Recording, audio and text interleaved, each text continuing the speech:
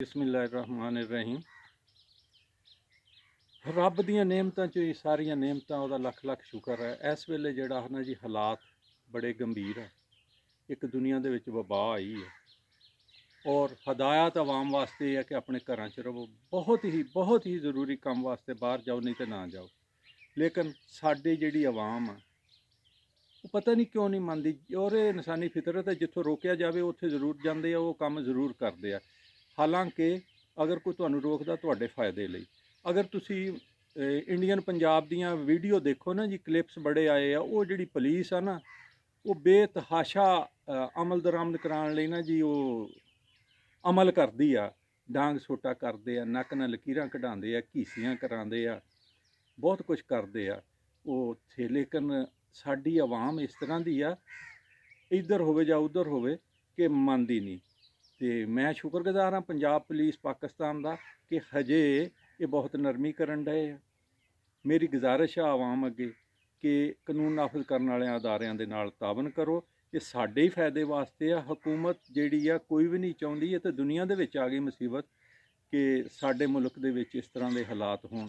और दूसरा, ये जिहड़ी पुलिस है, ये जिहड़ी फौज है, वापडा आ, यूटिलिटी वाले जिन्ने भी अदारे आ, अवामी सर्विस दे, वासा आ, LDA आ, होर जिन्ने भी ड्यूटियां ते लोग हैगे आ, सारिਆਂ ਲਈ दुआ करो अल्लाह ताला इन्हां नूं सलामत रखे।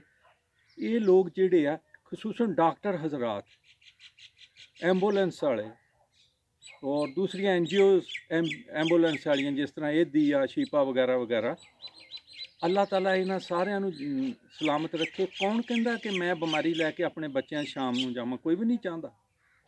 ये अल्लाह की तरफों आई है।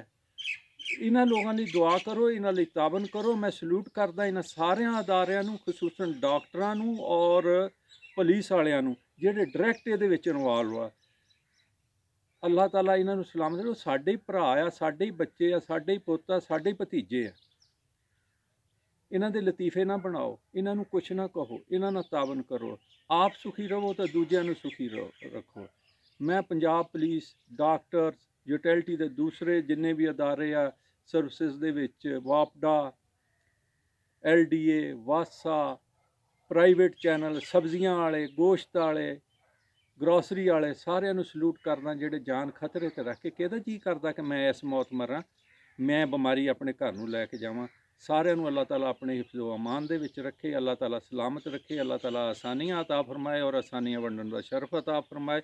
अल्लाह ताला आलम इंसानियत दे उत्ते जिहड़ी ये वबा आई आ, इस नूं अपनी रहमत दे विच तब्दील करे। अल्लाह ताला साडे गुनाह माफ़ फरमाए।